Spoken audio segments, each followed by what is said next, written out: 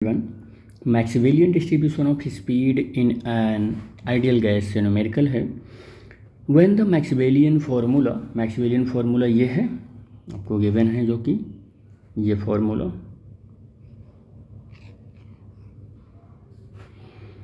We velocity range के अंदर है।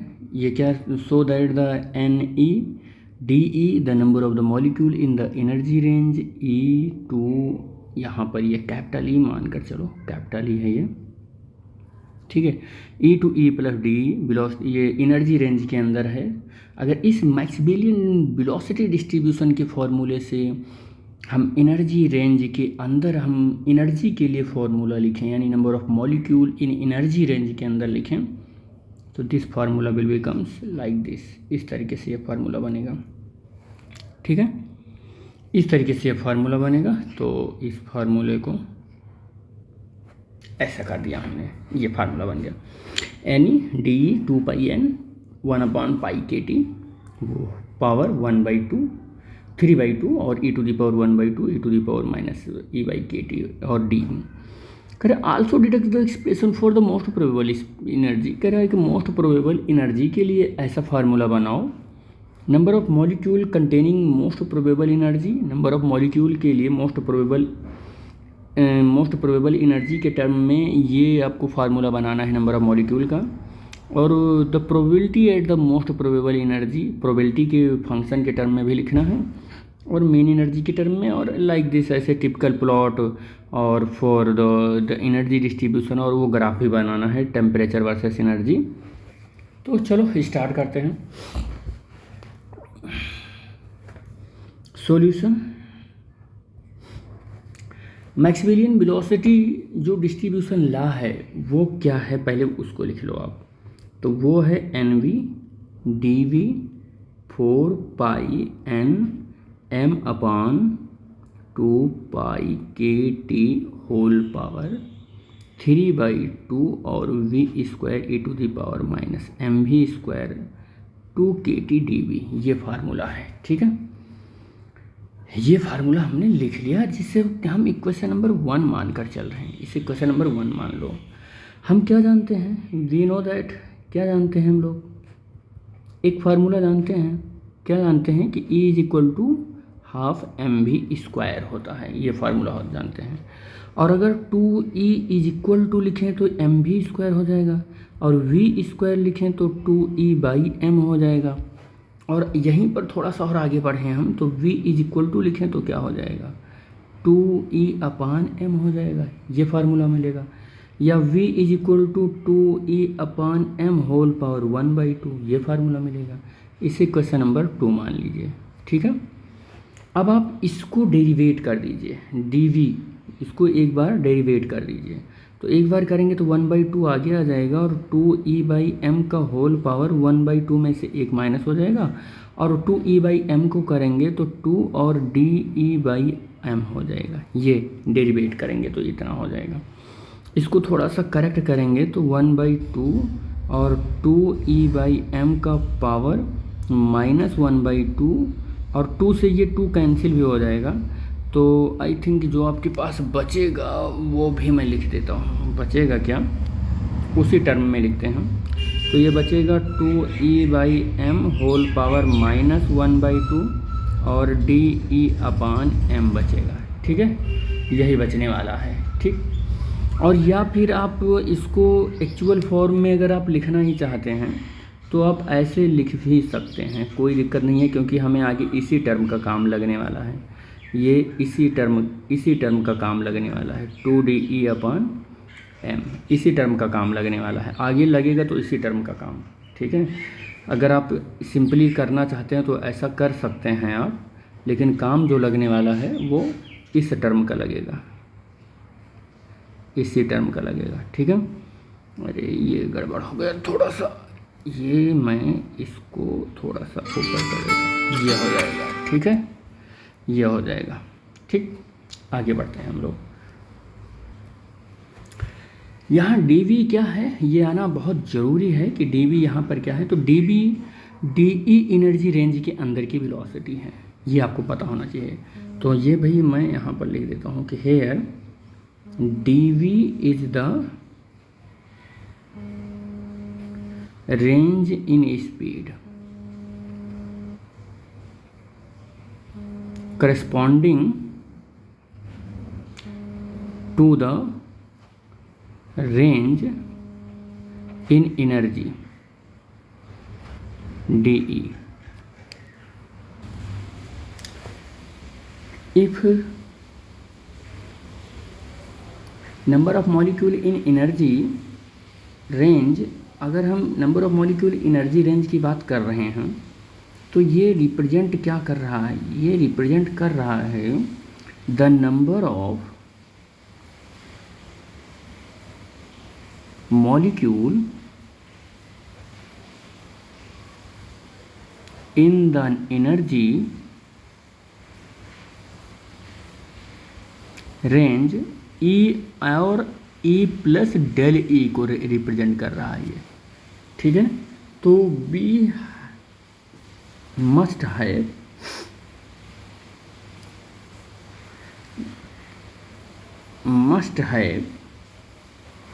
तो अब यहाँ से एन वी और D V is equal to N E और डी ई, ये इक्वल हो जाएंगे।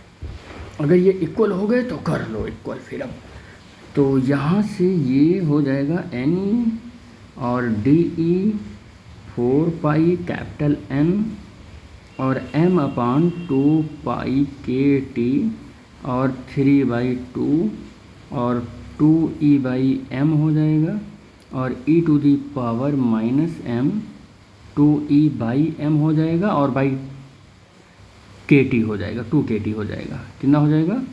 2kt हो जाएगा।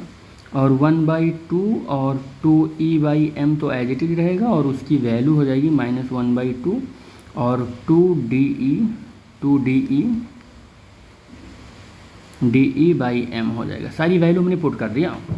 देखो यहाँ पर देखो ये वाले फार्मूले में, इस वाले फार्मूले में इसकी यहाँ पर NEDE लिख लिया 4 पाई n m अपान 2 पाई KT 3/2 और v ये सारी वैल्यू हमने रख दी। v स्क्वायर और e टू दी पावर जितनी वैल्यू है हमने पुट कर दी। dv की वैल्यू इतनी बड़ी है, ये वैल्यू हमने यहाँ पुट कर दी। dv की वैल्यू 1/2 2e/m की पावर -2 और 2de/m पूरी वैल्यू हमने पुट कर दी, ठीक है। अब पूरी वैल्यू पुट करने के बाद हमको क्या मिलने वाला है वो ज़रा देखते हैं क्या मिलेगा। तो इसको चलो सॉल्व ही कर लेते हैं। ये 2 से ये 4 कैंसिल हो जाएगा तो 2 हो जाएगा, फिर पाई हो जाएगा और n हो जाएगा और यहाँ से m है ये 2 तो 2me/, तो इसको सबको सॉल्व करेंगे तो सॉल्व करने के बाद आ जाएगा 1 अपान और पाई से ये 2 कैंसिल हो जाएगा और पाई आ जाएगा, k आ जाएगा और 3/2 आ जाएगा ये पूरा सॉल्व करने के बाद। और e to the power 1/2 e to the power minus e upon KT आ जाएगा और DE हो जाएगा, ये हो जाएगा, ठीक है। तो ये इस पूरी इक्वेशन को जब आप सॉल्व करोगे, तो इतना आ जाएगा ये। इससे कोई इक्वेशन मान लो, इक्वेशन तो हमको कई मानना पड़ेगा। जैसे हमने इसको इक्वेशन नंबर 3 कह दिया और इक्वेशन नंबर इसको हमने 4 कह दिया और इसको इक्वेशन नंबर 5 कह रहे हैं, ठीक है। अब हमको प्रोबेबिलिटी के टर्म में भी ये इक्वेशन कैलकुलेट करना होगा। तो द प्रोबेबिलिटी ऑफ मॉलिक्यूल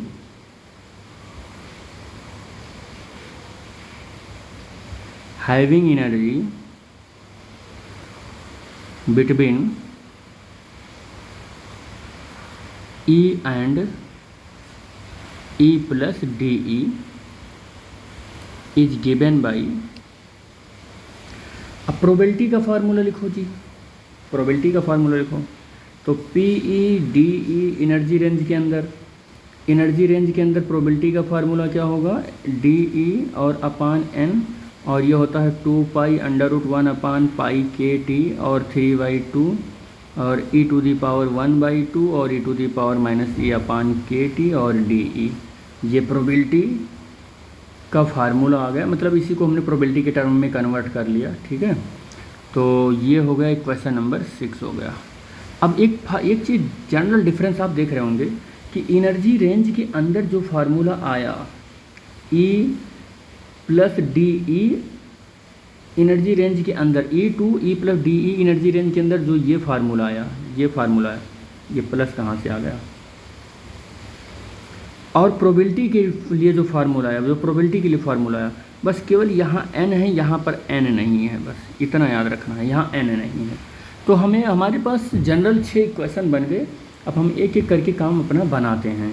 तो पहला हम सॉल्व करने वाले हैं। फर्स्ट क्या सॉल्व करने वाले हैं, पहला पॉइंट हम ये सॉल्व करने वाले हैं कि मोस्ट प्रोबेबल एनर्जी के टर्म में हम सारा कैलकुलेशन करेंगे। मोस्ट एनर्जी के टर्म में, मोस्ट प्रोबेबल एनर्जी बोल रहे हैं, सॉरी मोस्ट प्रोबेबल एनर्जी के टर्म में कैलकुलेट करना है। तो for most probable energy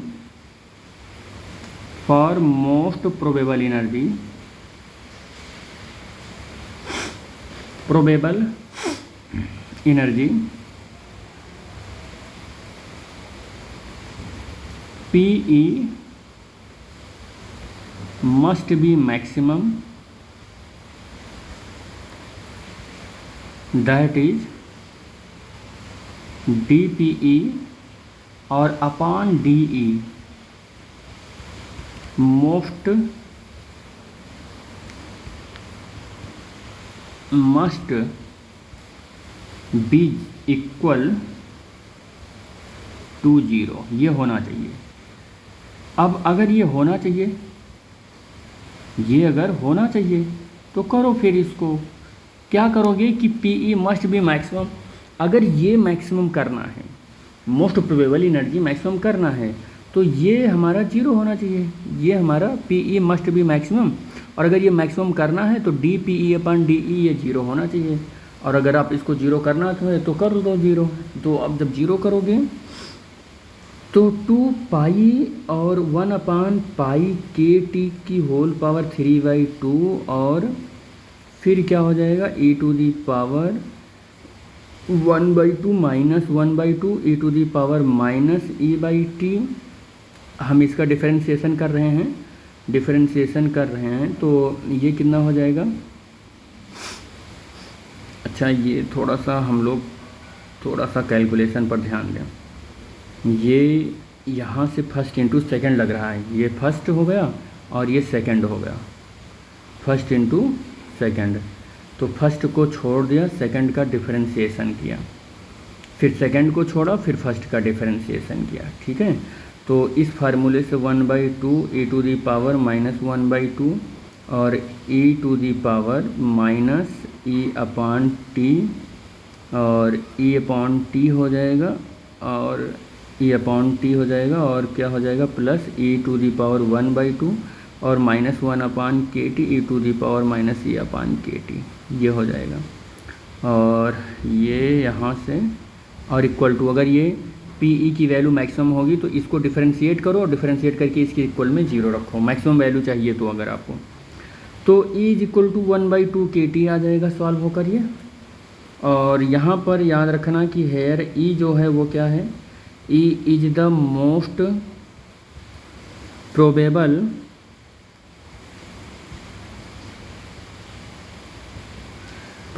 energy, therefore putting E most probable in place of capital E, we get E most probable is equal to 1/2 KT, ये हो जाएगा। ठीक है, तो यहाँ से ये फार्मूला मिल जाएगा आपको, एनर्जी मोस्ट प्रोबेबल 1/2 KT होती है। इससे क्वेश्चन नंबर 7 कर लेंगे। ठीक है, अब दूसरा हमारे पास क्या था, दूसरा हमारे पास था कि number of molecules containing most probable energy calculate करना है। तो सेकंड पॉइंट ये था मेरा, तो नंबर ऑफ मॉलिक्यूल कैलकुलेट करना है containing the most probable energy is given by equation 5 में क्या करो, ऑन पुट करो। क्या पुट करोगे value, putting E is equal to 1/2 kT put करोगे, ये वैल्यू पुट करोगे आप। और जब आप ये वैल्यू पुट करोगे तो N और एनर्जी मोस्ट प्रोबेबल आप पुट करोगे तो 2 पाई कैपिटल N आ जाएगा 1/पाई kT। इक्वेशन नंबर 5 में ये वैल्यू पुट कर रहे हैं 3/2 और 1/2 और ये कितना हो जाएगा, ये हो जाएगा kT और 1/2 और e⁻1/2। और फिर इसको सॉल्व करो, तो सॉल्व करोगे तो 2 कितना हो जाएगा पाई e और फिर कितना हो जाएगा 1/kT और इंटू कैपिटल N हो जाएगा। ठीक है, कितना हो जाएगा, कैपिटल N हो जाएगा। तो यहाँ से आपको ये number of molecule containing the most probable energy के टर्म में ये मिल जाएगा आपको, ये फार्मूला मिल जाएगा आपको। ठीक है, this is the very important formula also. अब थर्ड नंबर क्या कैलकुलेट करना है आपको, थर्ड कैलकुलेट करना है कि probability at the most probable energy. Probability calculate करना है लेकिन मोस्ट प्रोबेबल एनर्जी के टर्म में कैलकुलेट करना है। तो प्रोबेबिलिटी कैलकुलेट करो। अब आप probability at the energy most probable के टर्म में कैलकुलेट करना है इज गिवन बाई। अब अगर इसको कैलकुलेट करना है तो अब आपको प्रोबेबिलिटी एनर्जी के टर्म में कैलकुलेट करना है लेकिन मोस्ट प्रोबेबल एनर्जी के टर्म में कैलकुलेट करना है। तो number of molecule in energy of most probable और upon total number of molecule.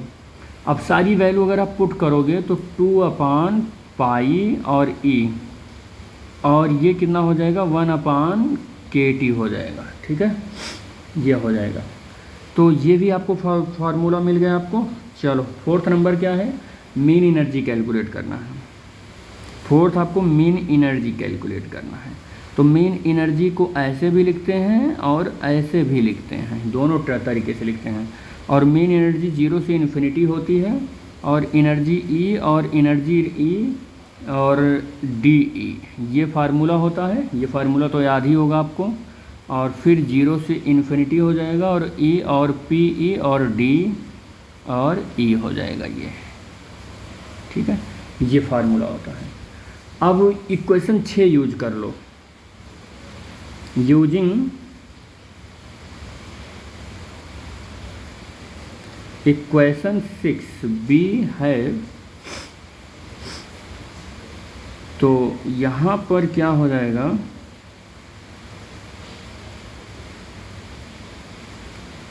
2 pi 1/पाई kT और 3/2 0 से इन्फिनिटी और e⁻3/2 और small e is equal to -e/kT और DE ये लग जाएगा।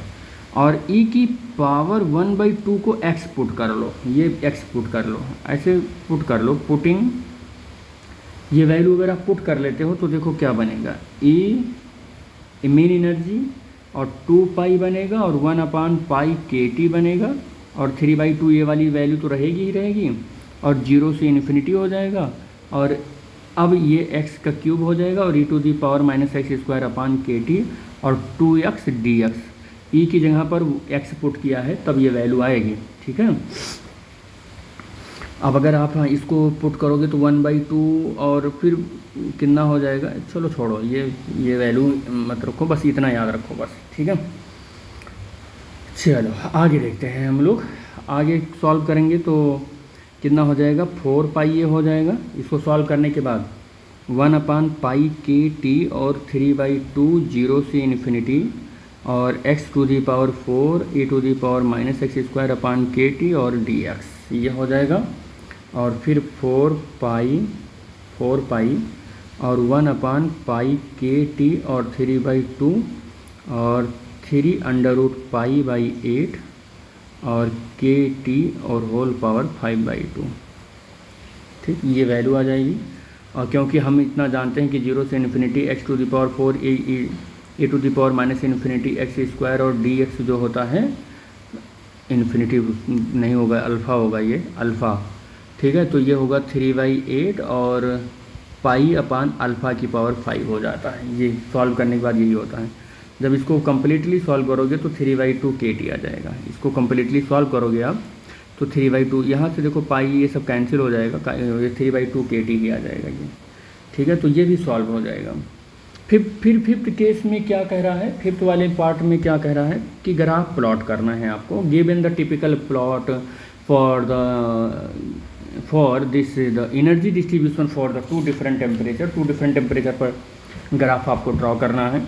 तो मैं आपको अगर ग्राफ ड्रॉ करके दिखाता हूँ, तो अगर यहाँ पर हमने एक एक्सिस लिया y और एक एक्सिस लिया हमने x, और x एक्सिस और ये y एक्सिस हो गया। x एक्सिस पर मैं E ले रहा हूँ और y एक्सिस पर मैं नंबर ऑफ मॉलिक्यूल ले रहा हूँ। E का मतलब एनर्जी आप रखिएगा, और इधर नंबर ऑफ मॉलिक्यूल ले रहा हूँ।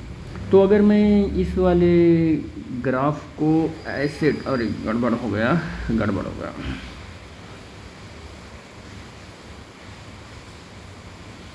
एक ग्राफ ये ड्रॉ करता हूँ, एक ग्राफ ये ड्रॉ करता हूँ। ये T1 टेम्परेचर पर है और ये T2 टेम्परेचर पर है। तो हम क्या देखेंगे कि जो ग्राफ हमने ड्रॉ किया है एनर्जी और नंबर ऑफ मॉलिक्यूल के बीच में, जो ये डिस्ट्रीब्यूशन ग्राफ है, और T1 और T2 के बीच में हमने जो ड्रॉ किया है, T1 और T2 के बीच में जो ड्रॉ किया है, तो हम ये देखेंगे कि जो हमारा T2 टेम्परेचर है अगर वो T1 से ग्रेटर है, ठीक है, तो या मेरा जो T1 टेम्परेचर है वो मेरा लेस देन T2 है, या T2 ग्रेटर देन T1 है।